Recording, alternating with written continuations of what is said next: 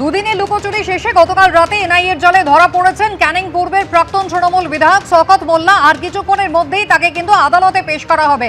ব্যাংকশেল কোর্টের যে NIA special court রয়েছে সেখানে তাকে পেশ করা হবে।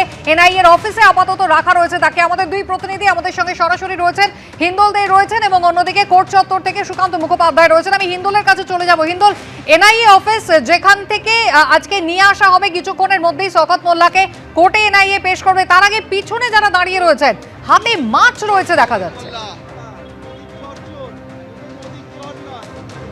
একেবারে কুসুমিতা, তোমাকে বলে রাখি, তুমি দেখতেই পাচ্ছ মাচ্চর মাচ্চর তারা গান গাইছেন এবং তারা কিন্তু রীতিমতো সাউন্ড সিস্টেমও নিয়ে এসছেন।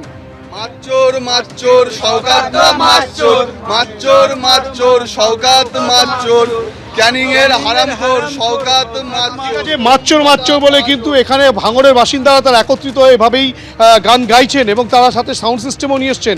হাতে দেখাবো, সন্দীপ সাধুকাকে বলবো দেখাতে।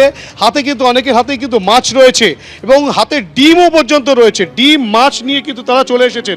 আমরা সরাসরি কথা বলবো যারা এসছেন ভাঙড় থেকে। আপনারা তো ভাঙড় থেকে এসেছেন? হ্যাঁ হ্যাঁ, ভাঙড় থেকে। এই যে এনআইএ অফিসের বাইরে আপনারা একত্রিত হয়েছেন, শওকত মোল্লা গ্রেফতার হয়েছে, কি কারণ? শওকত মোল্লা, আমরা এসেছি, শওকত মোল্লা এনআইএ গ্রেপ্তার করেছে আমরা বিভিন্ন অভিযোগে। সেই জন্যে আমাদের ভাঙড়ের মানুষ, সাধারণ মানুষ আবেগে এসছে, আনন্দ আপ্লুত আছে। ডিম আর মাছ আসার কারণ? ডিম মাছ, শওকত মোল্লা মানে ক্যানিংয়ে মাছ চুরিতে একটা রেকর্ড আছে। উনি একটা সময় বলেছে যে আমাদের অবস্থা এরকম একটা জায়গা ছিল যে মাছ চুরি না করলে আমাদের খাওয়া হতো না।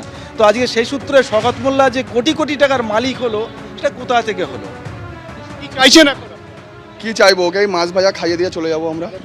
বুঝতেই পারছো যে এখানে কিন্তু রীতিমতো মাছ ডিম নিয়ে এসে তারা কিন্তু এসছেন এবং ওই এতটাই চোর। ভাঙড়ের বাসিন্দারা বলছেন যে গান ইতিমধ্যেই কিন্তু ভাইরাল হয়েছে, সেই গানকে সঙ্গী করে তারা শওকত মোল্লার উদ্দেশ্যে গিয়ে ডিম এবং মাছ নিয়ে এসেছেন।